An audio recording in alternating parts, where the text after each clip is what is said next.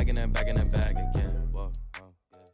Hello, everyone. Welcome to the Splash City Basketball Podcast, your home for everything hoops related in the land of 10,000 lakes. I am your host, Steve Hartman. And it's been a minute. I had to take a break, reset, reflect a little bit on this Timberwolves season. Things came crashing down in pretty decisive fashion against the Spurs. But I needed someone to help me talk through my feelings here. And I wanted to go to someone who's always looking for the positive vibes. Derek Long, host of the Sideline Vibes podcast, is here with me. Derek, how are you, man? I'm doing great. We had the same mindset with that. Big time to reflect, kind of like taking those exit interviews, which I love, and kind of see the temperature of what they think, how the season went, and kind of judge how we should react as fans to the season. I don't know. Absolutely. It's just nice to do that. Yeah, not everybody does that, so it's kind of cool. Yeah. I think we last spoke. I had to look it up because it feels like a long time ago. Yeah. The Wolves were up 2-1 on the Nuggets. It was about a month ago. Vibes were high, but obviously things have changed for the Wolves. But more importantly, things have changed for you. Congratulations on becoming a father. Yeah. So yeah, we had my wife and I had our twins just recently during the beginning of the Spurs series, basically. And everyone's doing great, but it's been definitely a big adjustment. I think a fun thing. It's a boy and a girl twins, so it's been. Yeah, I mean, as father, you get it. Like the first couple weeks, you're like, what is going on? And then twins is like a whole nother like. It's great. It's chaos, but it's great. It worked out well. What's fun? Little Timberwolves background, if I may tell this little story here. Absolutely. Our son's name is Conley, so Mike Conley, and people are like, "Did you name your kid after Mike Conley?" And it's like, well, here's the story. So we went to the member party. If anyone's ever gone to those, like it's kind of photo op meet and greet kind of thing. For Timberwolves season ticket holders. And how this kind of works is there's players kind of like situated in stations around, and you kind of pick a line and you go and take a picture, meet and greet kind of thing. And originally we were in the line for, my wife is really good at scouting it out. She's like, that's the main photographer. He's always in the line with Ant. Okay. So like, we gotta get a picture and meet Ant. That's gonna be fun. And so they kind of reveal it after people have been standing in lines forever, and they reveal it, and it's Joe and Mike Conley. And it's like, oh, great, Mike's back. Like, Ant couldn't make it. That's fine. But like, perfect. Two dads. Like, because we were having a hard time figuring out a boy name. And like, Bailey, we should just ask him what would they think for boy names? Like, give us some suggestions. And so we get there, and first thing, can I swear on this pod? Guess. Sure. Yeah. Because it's so fitting. We get into like right when we're about to like whatever meet him, dab him up, whatever. And Joe Ingles sees my wife and goes, "Holy shit!" in this like Australian accent. Because he sees her belly going on. Very very at that point. And so probably left that part out. That was a little confusing, but and so she's like, yeah, and that's twins, and he has twins, and so we talked a little bit quickly about that, and my wife's just like, do you guys have any name suggestions? We're having a hard time with our boy. And Joe right away is like, Joe. I'm like, okay, sorry, probably not Joe. So we laughed about that, and then Conley's like, Conley would be good. And we laughed again. We're like, okay, funny. And like they just picked like their names. It's funny. But we walked away and we're like, man, that kind of would be a cool name. Mike Conley's just such a great guy. And we're like, nah, whatever. And so a couple weeks go on, and we're just like, we keep seeing it all over the place, like Conley, like in those name TikTok recommendations of names, and we're like, man, Conley, that would be so fun. And so we ended up deciding on Conley. That's amazing. And so he is named by Mike Conley, like not just named after him. He was kind of named by him. So again, probably a little bit too crazy of Timberwolves fandom, but anyways, long story short, we're diehards here in this household for life. That's amazing. I mean, I feel like that entitles you to some sort of like hanging out when he retires, if he's still living here, or even if he's playing next year, like, I feel like you're going to have to bring that up and be like, remember that? Remember that? And he'll be like, all right, let me hook you up with that suite or something, you know, club level access. I'm working on a little piece here, like end of the season kind of vibe thing that I'm going to write and hopefully put out soon. Because I did this last year where I picked like top 5 things that I will remember the season for, and positive things, fun things. Obviously that's going to be a big part of that. So, and it kind of goes with the theme of that was like, this team is made up of just some great people off the court, and so it's it's tough because of like how they play on the court sometimes could be really frustrating for fans, and I think sometimes we have to separate that at the end of the year and be a little bit more perspective. Like, these guys are great people, and they do a lot for our community, and they're like just awesome people that you want to be role models for, or you want like your kids to be look up to. And it's funny how it kind of goes, and how like a season ends, and you could be so frustrated and be like, man. Or you have the Denver Nuggets people telling us that they're bad apples or something. That's just like that's just not true. And so I don't know. I think that's kind of a fun perspective on it. But we got to obviously talk about the basketball side of things, because that's big. Big part of it. I mean, it's good to keep it in perspective. That's one thing I like about doing some of these, with you or with Andrew Dukowitz, is just like, there's a human side to it, and I think when you're around the team, that helps. Otherwise, you're just kind of like, you think of them as chess pieces and whatever, and it's like, there is some of that. And but yeah, let's get to the game, or to the team. Okay, so after having about a week off here now to think about it, how do you grade this season? Maybe not A+, like, do you feel like this was a successful season in terms of where their expectations were, how it finished? Is it incomplete because of what, some of the injuries? How do you kind of view it as a whole? Gosh, see, I'm not, is like Britt talks about like the championship or bust culture. I'm like I agree with him 100% on that, where you can still have a successful season even without winning it all. I would say this one maybe not as successful as last year. Obviously, you go farther, and what you want to get to a Final Four. Final Four is great for me. Good, like, obviously you want to win a championship. One team wins it every year. You can't be too upset about that. I would say this year was still a success because you won a first round series against your rival, and then you competed for the most part, barring some injuries, to a team that could potentially win it all. So if you look a couple of weeks from now or months from now, if the Spurs are raising that trophy up, you look at this like, man, we lost to the champ, just like we kind of lost to Denver the one season that they won. It makes you feel OKC a little last year. OKC last year, like we haven't lost to the Mavs. The Mavs, that was a tough one, but anyways, like I still look at it as a success in the whole picture, but I would think there's still a lot of meat on the bone. Finch kind of talked about that in his postseason thing. Like they left a lot on the table, and something that they got to work on. So I don't know. I kind of agree with McDaniel's what he said. Like, still a success, but kind of the end of the year was successful. Too many bumps in the road that kind of derailed what could have been, I'd say. Yeah. I think of it kind of as a ascension, or are you ascending or are you descending? Sure. And I think last year was a little bit of fool's gold in the playoffs because the Lakers weren't a great 3 seed, and then the Warriors were beat up. And so you kind of get to that point, which is basically where they got to in the second round this year, playing a team of that caliber.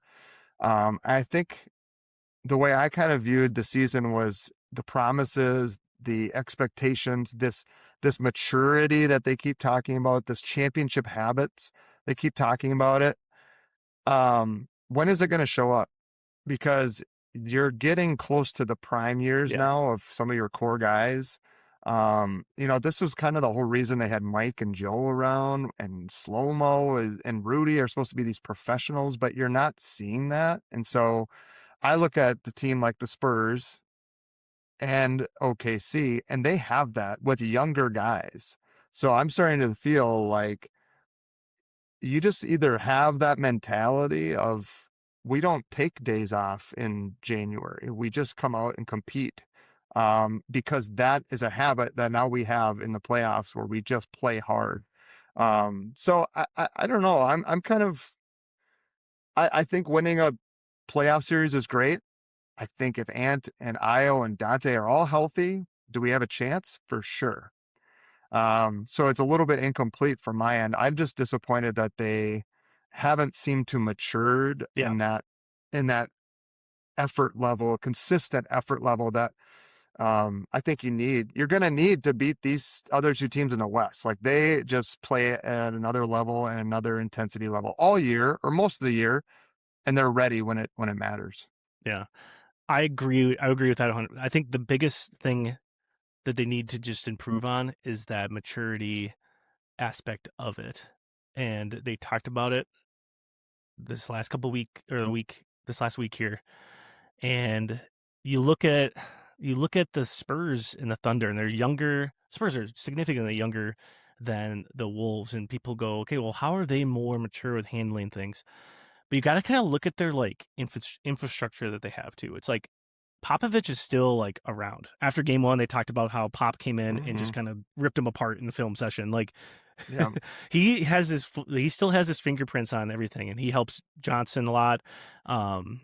They just have that Spurs culture, and we don't have a Wolves culture, if that makes sense. Like, I love Finch as a coach. I think he does an incredible job. The thing that's tough though, and I think maybe this not taken into effect or like thought about, is the fact that like sometimes your personalities don't really match and work out, if that makes sense. So like Finch, very laid back. He's a player's coach. But during the games, it's very laid back. Like I'm gonna give you your opportunities. Like I'm gonna let you kind of fail on your own. I'm not gonna sit here and like berate you on the sideline, rip you. I'm sure there's times that definitely happens, but like he doesn't seem like a coach that's like a Steve Kerr, where he's like fiery, getting after it, or even Johnson, who has a very different demeanor, very chill, laid back with the expectations. Like, you guys need to be professionals.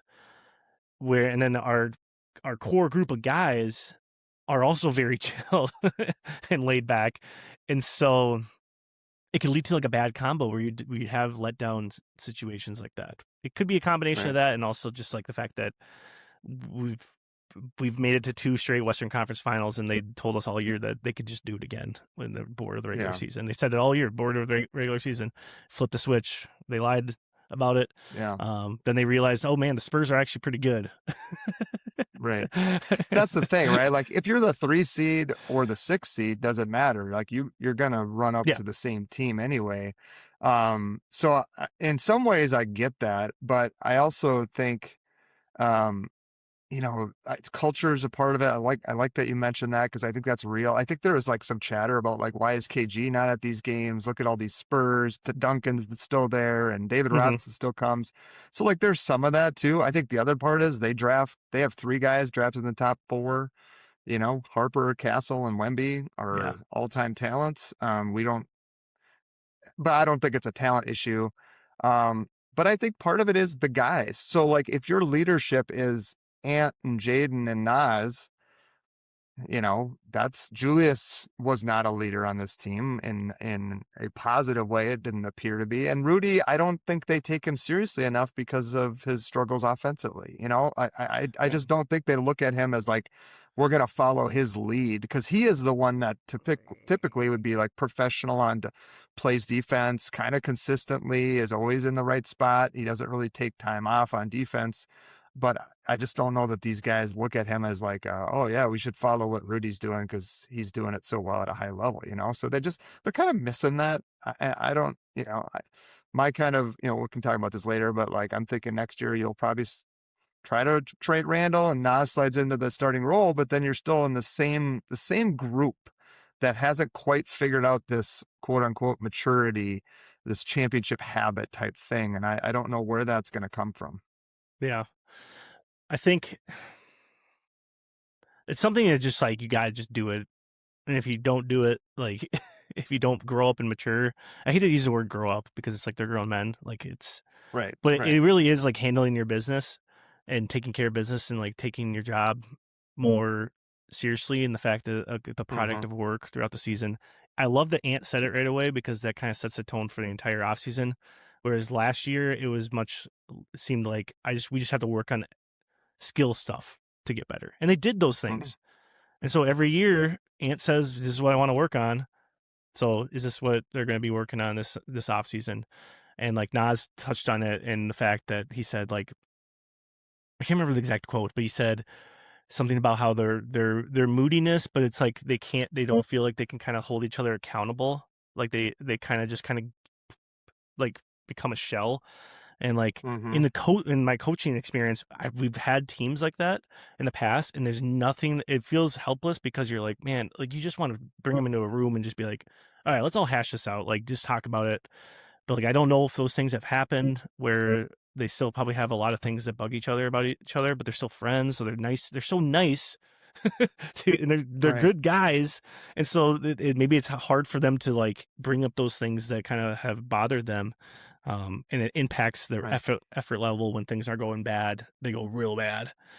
Right. Well, I mean, Yeah, like the best leadership on a team is the players. Like you have yeah, to have, if you're coaching high school, you need high school kids to lead. Like the yeah, coach can set the tone and sometimes they yeah, take the personality of the coach, but a lot of times, like if you don't have primarily seniors, doesn't have to be seniors, but older kids who are holding the others accountable in the locker room, on the court, off the court, it's going to be a struggle. And I think that's what I'm getting at with the Wolves is Ant holding people accountable? Probably not, because he doesn't even no, hold himself accountable half the time, no, defensively. So who is that? And again, I go back to like your namesake here with your kid, Conley. But like I thought kind of that was the whole point, was like he was gonna be saying, you guys need to tighten this up. Like we can't yeah, play like this. And it just nothing seemed to matter. And then I look at like Dylan Harper, who played at Rutgers. So no winning, no NCAA tournament experience and he just comes in the league and just looks like he's ready to play at the biggest stage because he just does those winning things. And yeah, so some of it can be learned, but I'm also kind of starting to think that this group just doesn't have that. Although I will say Dante does yeah. have that, and that's Huge underrated loss for that. I know they've yeah, talked about that, but yeah, yeah. he was that So he's kind of that culture grit setter. Sorry. right, no, yeah, no, you're right. Makes the shots, little plays, like does a lot of that. So, I wanted to quickly talk about something that I know a lot of people were kind of hating on Rudy and Julius in that series, and rightly so. Like Julius was basically a no-show. Rudy just couldn't find any footing offensively or defensively. But I want to get your opinion on something because I took away from that series that De'Aaron Fox, Stephon Castle, and Dylan Harper vastly outplayed Ant, Jaden, and Io. And so if Yeah, that's the group running it back next year, will we be in any better position against OKC or San Antonio? I was kind of thinking like, okay, we'll be okay there. Wemby is the one that's going to kill us. And he had his moment, but I thought their guards were more physical, more active, tougher. Um, just a lot of things that kind of concern me. And again, I know a couple of those guys might have been hurt, but it's the playoffs. And if you're in the game, I'm assuming you're going to produce. So yeah. what are I your was thoughts? I was super impressed by Castle. Fox, obviously, he's fun to watch in his own way. But more importantly, I'm just impressed with Castle and Harper. Those guys are absolute dogs, and they're Mm-hmm. so physical. And you watching that game, even just this game one. I know I keep talking about this Thunder Spurs thing, but it kind of proves that it's like, okay, it's not just the Wolves that were getting punked. It's like these guys are going at Caruso, Mm-hmm. Dort, right into their chest, 2 foot. If you're a high school basketball player, I'm looking at the camera now. High school basketball player, Yes. you should the entire summer be watching Castle and Harper footwork, paint, film all day long. They're Yeah. the two best I've seen probably all postseason. Brunson's really good too if you want, like, Yeah. but for different ways. But anyways, I was super impressed with them. But I gotta say this, like, I think we all are forgetting game one of that series, and the fact that the Spurs had to change their entire defense because they couldn't stop us. I know it's a different side of the ball here, but when they made that change and started just completely double teaming Ant, and they're just like, all right, well, we're hoping that you guys just miss open shots, and then we got moody because we were like, man, we're missing open shots, we're maybe not getting enough looks, and it just snowballed from there. But they became more physical and like going in transition, those like secondary transitions where they just have the leverage, and they realize like, oh, I can something unlocked with them in that series. That's carried over into this Thunder series already. But I was very impressed with them, but also I feel like we had something, but we just kind of lost it. I don't know. That's just where I landed on it. But I was clearly the better team. Won that series. So I'm not saying the Wolves would win if they didn't double team, but you kind of have to look back at that and think, man, what could have been. But yeah. I mean, I there was a couple plays where I think it was Harper mostly, but maybe Castle too. But they would get into Jaden's body, and you could tell like they were just moving him out of the way, and they did the same to Julius a couple times. And I thought that is something that Jaden is great on Booker and Murray. And why? Because they're jump shooters. They're not overly physical. They're not big and strong. They don't want to get downhill. And that seemed to really bother Jaden defensively. Like he just couldn't use his length against them because they're not coming off pin downs looking 100%. To shoot, or, kind of playing like the Murray Jokic pick and roll where Jaden just knows that so well. So I'll be curious, like, will he make an adjustment next year in those matchups on those guys specifically?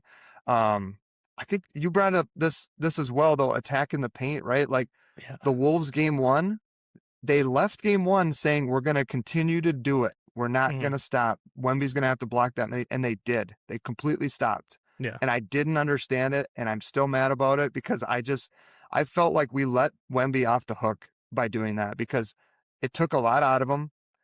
You're not getting him in foul trouble.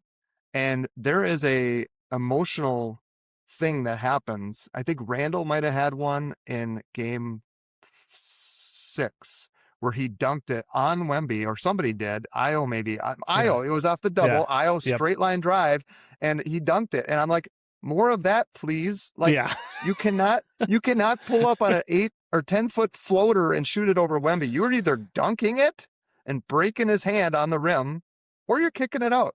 Yeah. But those are the options. And I just never understood why they just completely got intimidated by that, because, I mean, I know why they did, because he blocked so many shots, but what they said after game one never happened again. You could see Finch in that game, that last game. I've never seen a coach close enough to just walking off the court completely, because he was so frustrated. Stop shooting those floaters. It's low percentage, and like we don't shoot those. Like, why are we not following the game plan? Ant talked about it afterwards. You just gotta listen to the coaches. It's like, as a coach, that drives you crazy because you're like, yes, now we have to wait an entire summer to get after it again because we didn't put our best foot forward and we didn't listen. But like, I don't know why. It's just like, I think I know why, because it hurts, like driving into the paint and going full speed into those guys. They're so physical.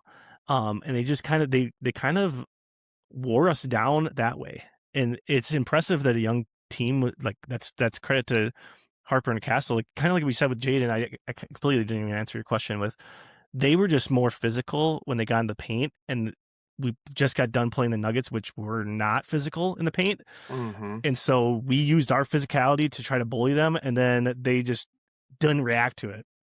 Like, Castle's awesome because he's just like Jaden McDaniels, but a different font, which just does, I'm not going to react to it, and I'm just going to keep coming at you. And they're like, man, this is wearing us down on this end.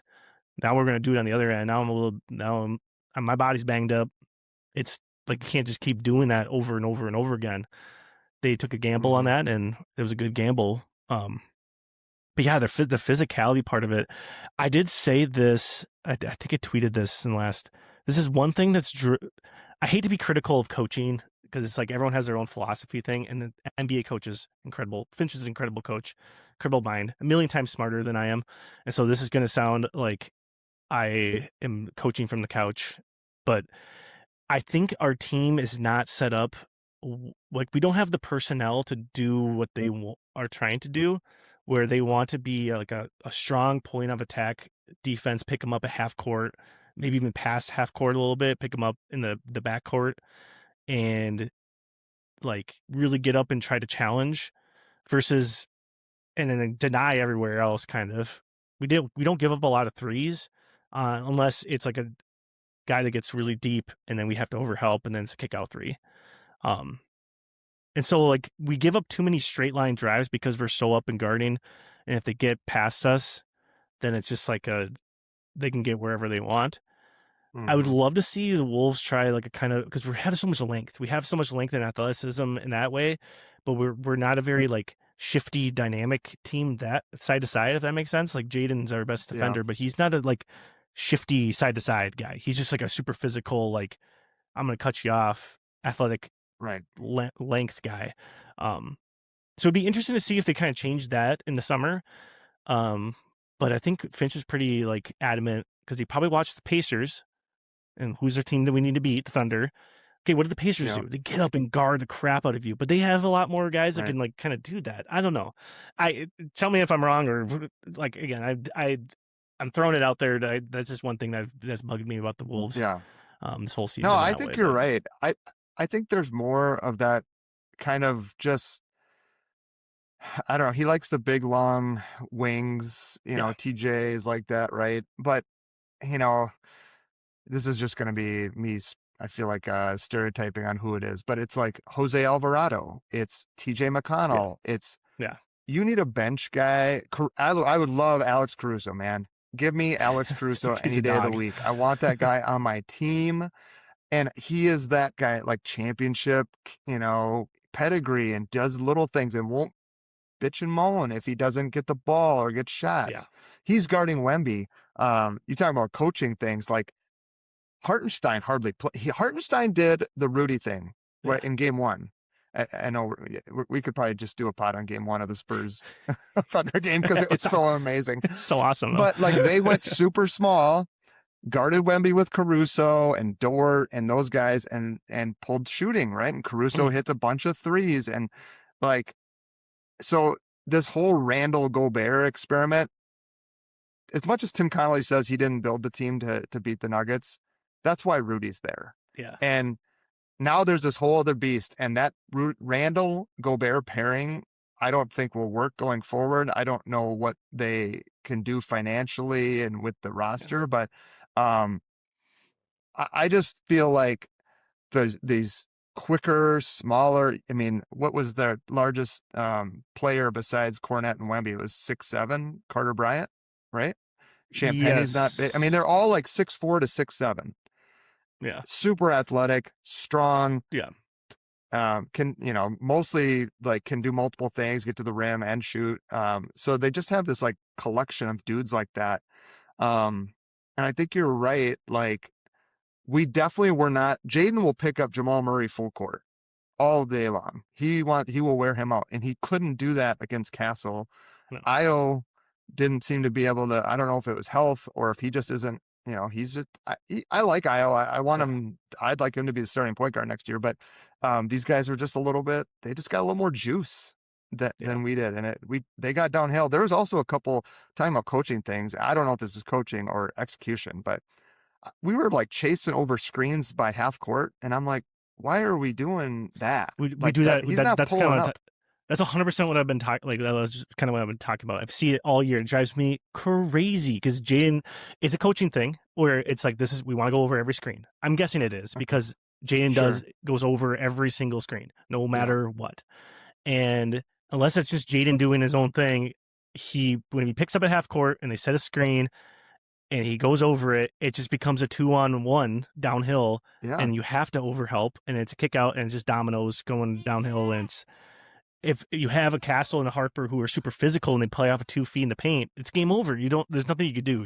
It's going to be an open shot or it's going to be like a 3-foot shot. and that's just what happened Right. over and over again. But part of it Yeah. too is like our poor offensive finishing led to transition defense, and they were just incredible in transition. And it's just like if Yeah. we're not going to figure out that offensive side, like you're doing an uphill battle. And it's fun. I like that you mentioned the Hardenstein thing because I think a lot of people who are pretty hard on Rudy should look at what happened to Hardenstein. He doesn't have a Yeah. chance against Wemby. No. Like he's not like, at least Gobert like had a chance, and he wasn't giving up 40 points to Wemby and how he did what he did. Yeah. And like you could, if the Thunder had Gobert, he'd be playing at the end of that game, at least in little pockets where you need to. But the fact that we'd get so far down because our offensive structure was so bad, or not our structure, our offensive finishing was so bad. We need points, and that's where that Randall Gobert conundrum, like we mentioned, those two are just not a good pair together at all. No. And we've learned that after 2 seasons where even if we made it to the Western Conference Finals, it was still an uphill battle with those two. Yep. Yeah, I think Cat made more sense, right? Because Cat could Yeah. stretch the floor. I mean, Yeah. he's self-titled greatest shooting big man of all time. So until Wemby showed up, apparently. Yeah. But yeah, like, what do you think going into the off season? You know, if you had to, you know, make the hard decisions, and what roster changes do you think need to be made to you know, battle these two Western juggernauts? I always love this question. My wife and I talk about this all the time, and I've actually learned this from watching sports, because my wife's a Packers fan. And so as I've started dating her, I know it's unfortunate, but dating her, like, I'm like, how are you so like just calm about like decisions that are being made and whatever, and like not. She's like, well, like, I'm not going to speculate things, and it's whatever happens. And I'm like, man, that's a good perspective on things. And so I've taken that approach to watching like all my sports watching, and it's made it enjoyable. Now, the reason I say this is because like I'm not a huge like person who like speculates like who we should go get. Like, should we go get Giannis? Should we go get? I need to like see them to like see it on the court for me to be like, oh, that makes sense. I get it. But if I have to answer this and give some of my thoughts, I don't think the Giannis thing will work. No, I agree. I think the perfect person to fit next to an Anthony Edwards would just be either more shooting or more guards, kind of like a Dante, kind of like a like an Io. Those kind of players, I think, would just fit nicer. Like Reeves would be awesome fit, I think, personally. Yeah. For the Wolves in that regard, like you need a second guy who, I'm not gonna say I don't think you need. I'm kind of like, I don't think the traditional point guard. One, I don't think it exists anymore. And two, if you do have those guys, so like a Fred VanVleet, they just get hunted in the playoffs. Like, just get. Yeah. I know he won a championship, so it's like, but that was a whole different time. Harper and Castle are just going to hunt the crap out of, if we have Kyrie, if we have a smaller guard, they're going to do what they did to Mike Conley, who's that traditional point guard.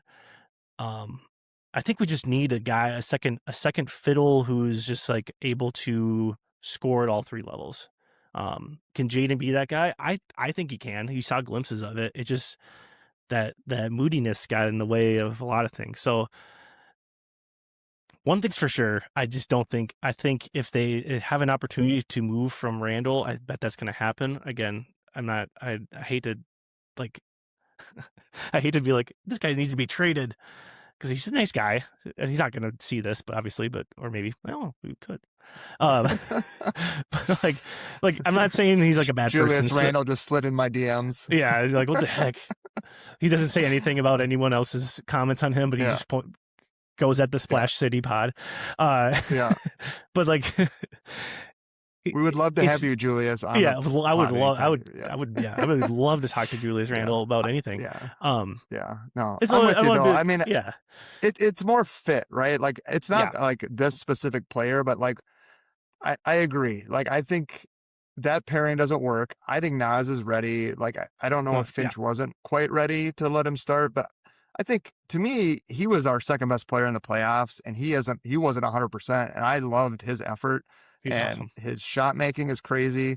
So now there's more floor spacing again, that you need. Plus, it's from a guy who's 6'10" or Yeah. 6'11", whatever Nas is. I mean, so like defensively, yeah, maybe that's a challenge at times when you're having to guard Chet or, certain guys. But I think the hope is that I agree. Like, Rudy has more value now. You could get more from him, but I Randall is to me and I don't want to go down this road either, because I have heard he's a great person, but Yeah. like, there just wasn't a fit personality wise with this team and him. 100%. And I think Nas, Jaden, Ant, if you're going to hitch your wagon to them, you got to let them start, and you got to see how these next couple, probably 2 or 3 years go.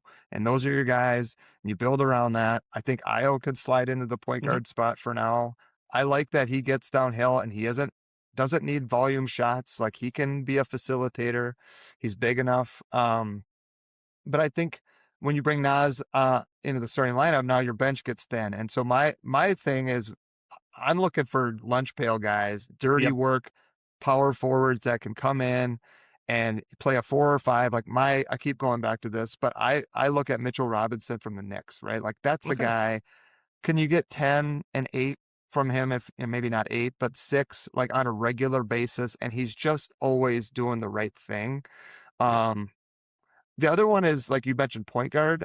I would love to see them go kind of what you were saying, like somebody who can pressure the ball more full court, and that ain't Bones. I think Bones is a free agent, so it's like, do you bring him back? I mean, he provided some highlight moments, Yeah. I love Bones. but like, there's so much wing guard depth in these elite Western Conference teams that are strong and physical, and Bones just, I don't know. I mean, there's a reason he didn't play in that Spurs series, right? And so can you really get past them if that's your 7th or 8th guy? Yeah. TJ Shannon will probably be in the mix, which he fits, right? He's 6'7" wing who's strong. Like, would probably like to see more of him, honestly, in the Spurs series. But Yeah. and then Berenger, Berenger, you got to hit on that. Like, he's got to become, learn under Rudy, spend another year getting better. And like, maybe he's playing.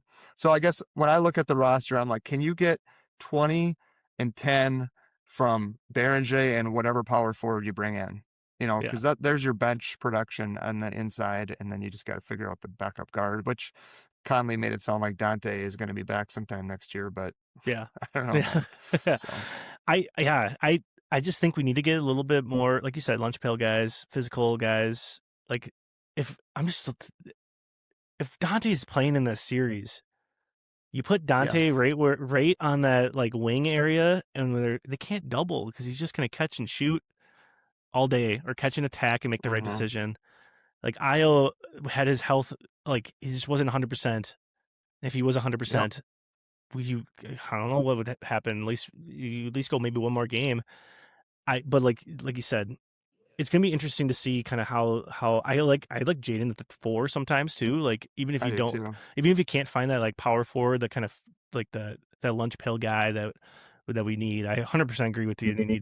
I just think that's kind of the fit around there.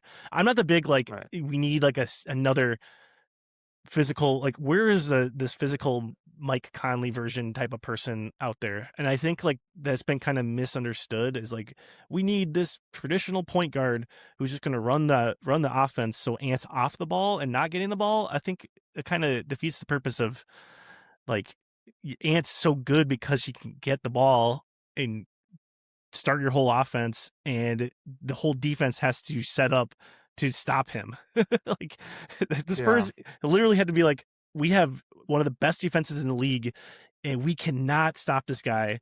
We need to double him every time down the floor and make it so everybody else has to beat us. And it worked out perfectly for them. But like, sliding glass doors, if you have Dante in that series, like, that strategy doesn't work. And it would look a lot, honestly, it would look a lot like that Thunder Spurs game 1.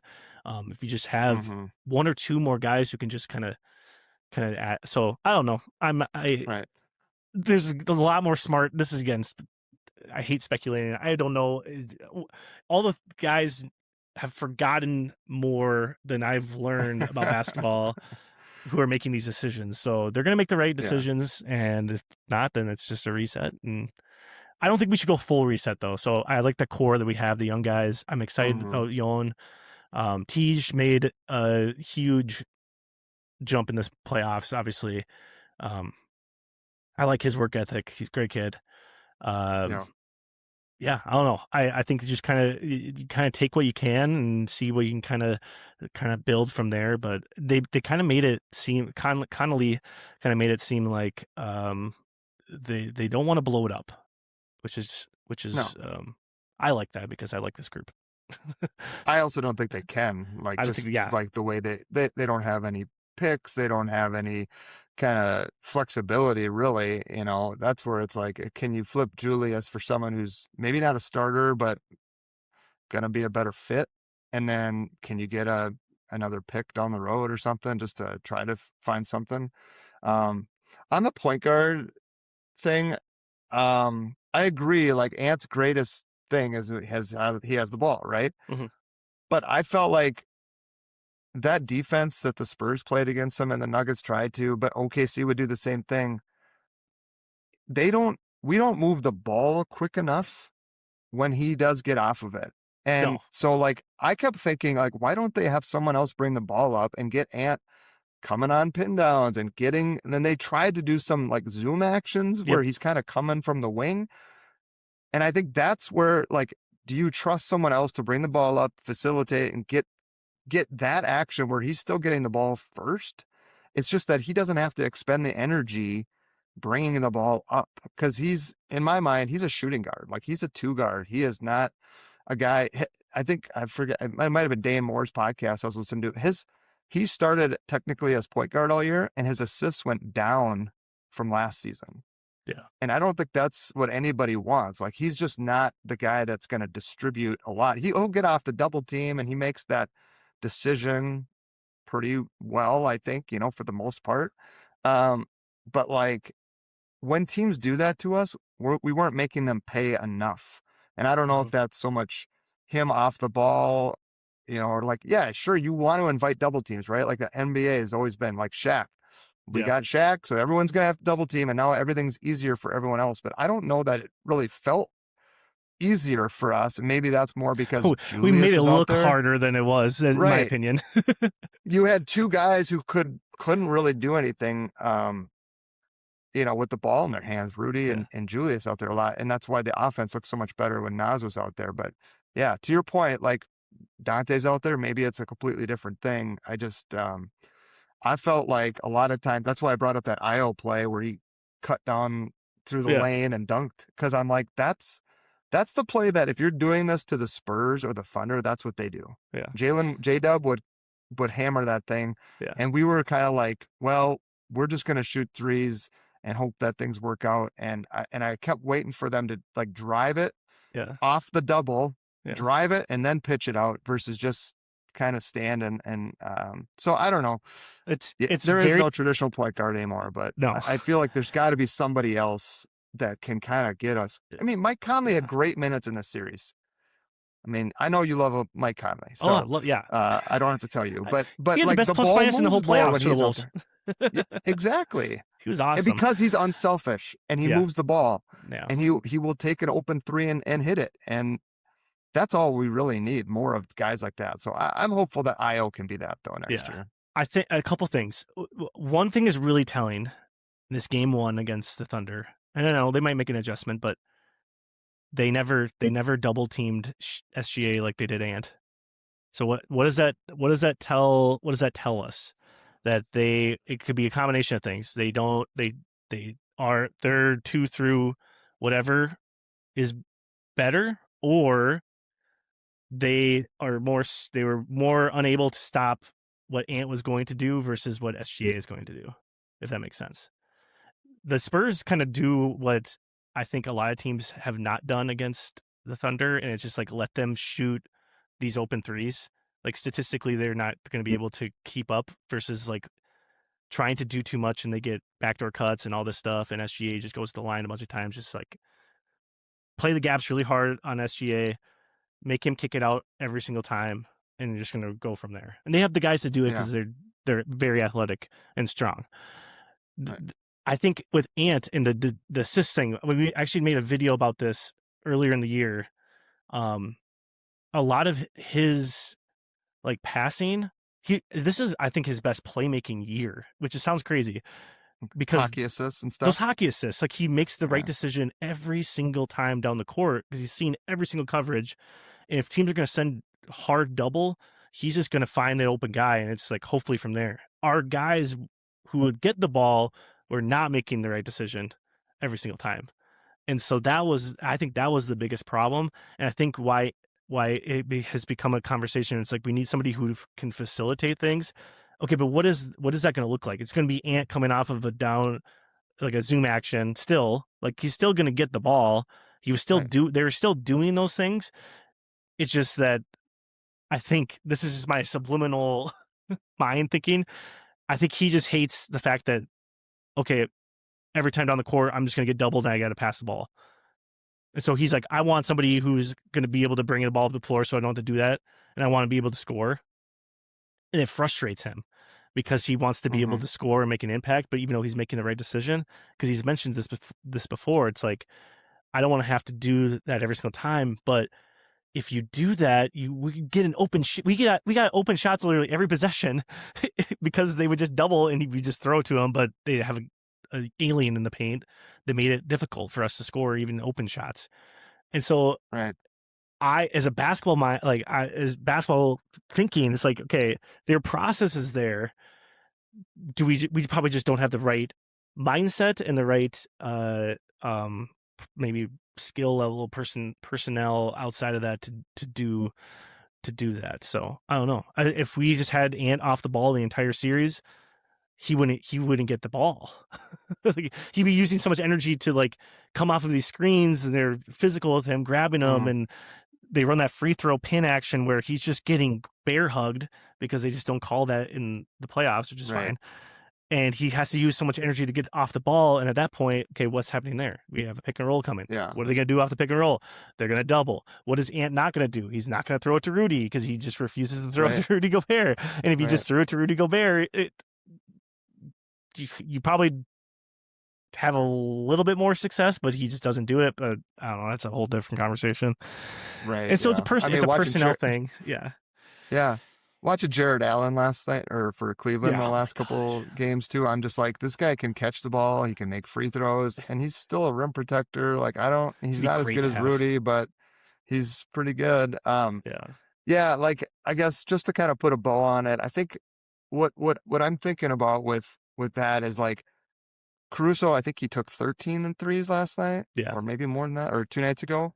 Yeah. How come Caruso is so open all the time? And we can't get Nas got a lot of shots and was shooting over 40% from three, I think, in the playoffs this year. Like, so is that just their ability to move the ball quicker? Is it the guys on that first pass making a better read quicker? Because I think there was some double teaming of Shea. It might have stopped though because Caruso was just lighting him up, and I'm like, how is he getting so open and getting all these great looks? And Nas would get 6 of them. They were just leaving Caruso. Really need. Right. I think they were just dorking him. Oh, well. That's what I think. I mean, the Spurs, as much as we're talking about how good they are, they were really close to losing game 1. And we'd be saying this about the Thunder. So I think this series is so even, but I think they're both just flexible. I talked about that a lot with our roster this year. Was like, we're really flexible. We could play a lot of different ways. We can go big, we can go small. We have, we can play with speed. I think that was the other thing, is like, we kept talking about how we had to push pace, and you had Ant and Julius, who neither of them want to do that ever. And so how do you leverage your speed and your athleticism with Nas and Jaden and TJ when your guys who are getting the outlets or rebounding, not, doing that? And I think what I saw later in the year was when Rudy would get rebounds, he would pitch it to Io, like, as he was rebounding, like, he wouldn't even come to the ground, and he was outletting to Io. And then you're getting some pace. And so there's like, that's the other point of the quote unquote point guard that you can leverage. But when 2 of your 5 guys on the court don't want to do it, it makes it really hard. So Yeah. and it almost feels like they don't know who they are at times offensively, you know? Well, that's again, it goes back to that conundrum of the I just don't think what they brought in Randall because, okay, what was Cat not doing that Randall would do better? And if you watched Randall the first, like what he does really well is his ability to like kind of facilitate in the middle in the paint and kick out and do kickouts and things like that. But what the Spurs were doing, it was like, we're just going to be super physical with you. We're not doubling. We're not going to overhelp. We're going to take all the passes away, and we're going to let you try to go one-on-one in the paint all game long, in every single game. Even and against a smaller guy like Castle, he still couldn't do it. And still couldn't do it. And that's a credit to Castle, and it's a credit to like how hard he worked there, and maybe Randall, the combination of him just not having a good mental approach, I think, in this series and getting frustrated and kind of just shutting down. But like that's a completely different offense than what we want to run with Ant, where it's like the high pick and roll, hard, like kind of like that Phoenix. We call it Phoenix and for our kids, which is that high ball screen, D'Antoni action where it's just like going downhill, kick out if it's open, we're going from there, attacking from there. That's the basis of the Ant offense. Well, Randall doesn't fit into that. He's the low, get it to the elbow, we're operating from there, read and react type of thing, which is just completely different. And like Finch said this in his exit interview. He was hoping that those two would be able to run like kind of like a Murray and Jokic kind of 2-man game, but they just don't operate well together there. Like they went away from their one action that worked really well against Denver, where they run this like ghost screen pick and pop action. Even though Randall wasn't hitting a bunch of shots, he would get it and they would go downhill. I don't know why they went away with that. I don't know. Like, I think Randall saw that Castle was on him. He wanted the ball. He's like, I have a smaller guy on me, I'm gonna post him up. And he just was getting frustrated, and then everyone got frustrated. I don't know. I'm speculating a lot, but that's just my perspective of like, like it's just doesn't, those two, if they're gonna play like that, it's not gonna work.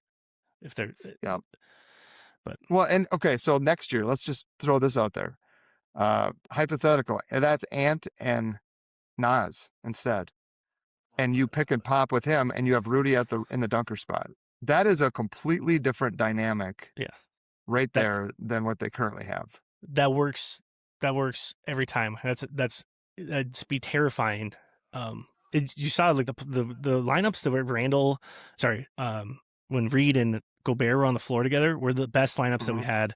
I wonder if I can look it up. I won't be able to do it in time. But if you look up their like lineup configuration, and that's one of our better lineups on the season. You go, okay, well, how can he make that work? Well, he has the shooting, which just opens everything up. He has the ability to catch and drive, which is part of that Ant like style offense where it's like, if they're going to overhelp, I'm kicking it to you. You can either catch and shoot, catch and drive, and kick out. Those are your options. Or swing it right away. Reed would do that versus Randall catches, and now it's like, all right, now it's my time to go one-on-one. And try to operate there. So it's just, it's two different styles of isolation players that just don't run the kind of the same thing, if that makes sense. I don't know. Yeah. Agreed. So, anything else, like high level thoughts on the Wolves season, both either like playoff run or looking at next year? Cause I'm not overly like negative. It may sound like that from the podcast, but I don't think we're like terribly far away. Like 6 games against the Spurs. Yeah, I know Wemby got tossed for one of those, but that's a thing that happened, and we didn't have Dante. And I think, Tim Conley, a lot of people are like, oh, he's amazing. I'm not as like super high on Tim Conley. Like, his draft picks have not been great. This Randall thing it was okay. Whatever. I just feel like our roster construction is pretty weird right now. But, like, give us some optimism as you see it for next year's Wolves squad. Well, like I said earlier, I love the young core that we have. I love the Nas and Jaden. I think Nas took a leap this postseason, kind of being more of a leader. Mm-hmm. I think Jaden took the biggest leap throughout the whole season. From one year to the next, he's only going to take a bigger leap next year if he's just going at that same rate. Where he just takes a big 2 or 3 years ago, we were like, if only he could shoot, and now he's like, I don't know, he had a rough postseason shooting, and that's just again his mental part of the game. That's going to be the focus this summer, probably. Our young guys are like TJ, like we have Yon, who we haven't even like really seen his capabilities, but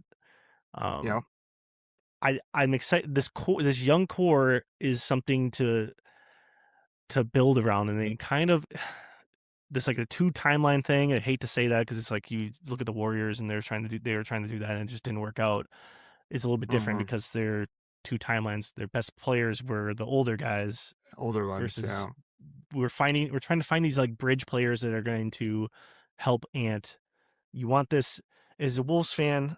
You want to have you want to be in the discussion every single year, and we've been in the discussion, and we've extended our timeline, and that's one thing I would say Conley's done a great job of, is extending that timeline. Whereas if we keep Cat, you might have to blow it all up after that if you don't make it to another Western Conference Finals, and that looks a lot different because you're gonna have to trade a lot more pieces. So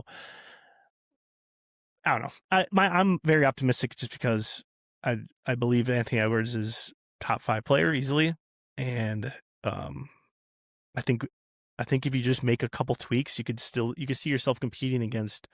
We're not that far off. We're not, like you said, not that far off from the Spurs and the Thunder. It might look like it, but the things that they're far off are the things that they can easily fix, and it's their attitude and their effort and their focus. Those are 3 things that they can control. Yeah, right.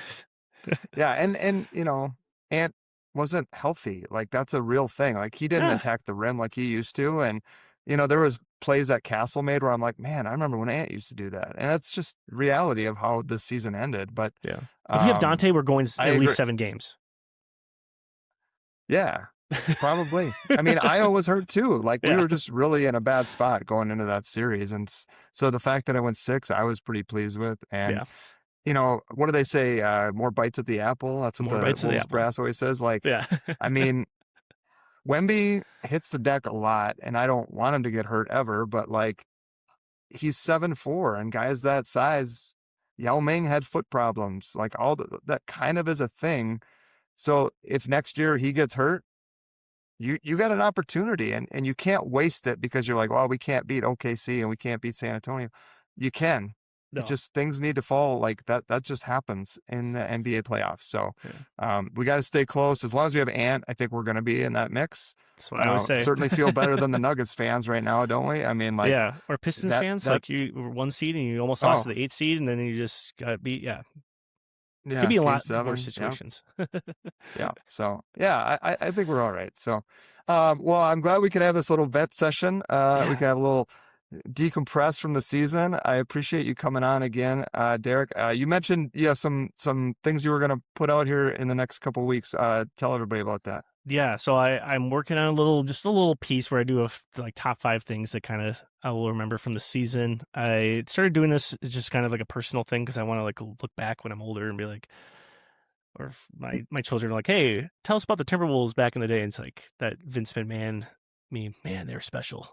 And it's like, I want to look back and be like, oh, I wrote something about this, or I made a video about this, and you can watch it and be like, oh, this is what happened. Anyways, I'm working on that right now. I'm going to start dabbling into some Lynx stuff too, because that's my, I love basketball. And so, I love watching the Lynx because I just think they have such a good thing going there. And Cheryl Reeves, a boss.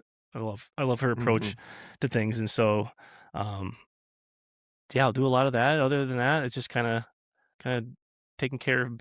I'm taking a little break from filming pods and stuff for a while here until things settle down a little bit here. But I'll make appearances here and there. That's allowed. That's allowed. Yeah, I appreciate you, man. Like, is this the first pod you've been on since this is number 1? Yeah, number 1. Oh my God, what an honor! What an honor, dude. Thanks so much. Thanks for having me. I've been kind of stir crazy talking. I was talking about pick and roll coverages to the kids, and they're like looking at me like. Some dads sing lullabies. Yeah. Derek is breaking down the pick and roll coverage the Spurs did against the Thunder the other night. That's awesome, man. Yeah. Well, I appreciate you again. Best of luck with those kiddos, and Thanks. we'll stay in touch this summer, man. Thanks a lot. Yeah. Thanks for having me. Go Wolves. Wolves back. All right, that's the pod for today. I appreciate you hanging out. I appreciate Derek Long, also known as Croonch, Croonch on Instagram. Check out his stuff. He does some writing for Hitting the Hardwood, and he has the podcast Sideline Vibes as well. Appreciate him and his insights. Fun conversation about the state of the Wolves, kind of recapping the season. In the coming weeks, we'll do a little bit of, some different topics. We'll do some pickup basketball topic. We'll probably get into the NBA draft as well, coming up in mid-June. I think it's like around the 22nd that weekend. And we'll also talk about like high school teams, like what kids are working on in the summer, what coaches think about, how they prioritize their summer program versus what they do in the winter season, and possibly get into some more AAU topics as well, as that season, of course, is in full swing. If you enjoyed today's conversation, if you've been enjoying the podcast, please give us a follow on Instagram, Facebook, and Blue Sky. Subscribe on YouTube. All the episodes are on YouTube, as well as some clips here and there. And then, of course, Amazon, Apple, Spotify, wherever you get your podcasts, follow, subscribe, leave a review, leave a comment. I appreciate everyone for taking the time and listening. Once again, I'm Steve Hartman, and this has been the Splash City Basketball Podcast. Back in that bag again.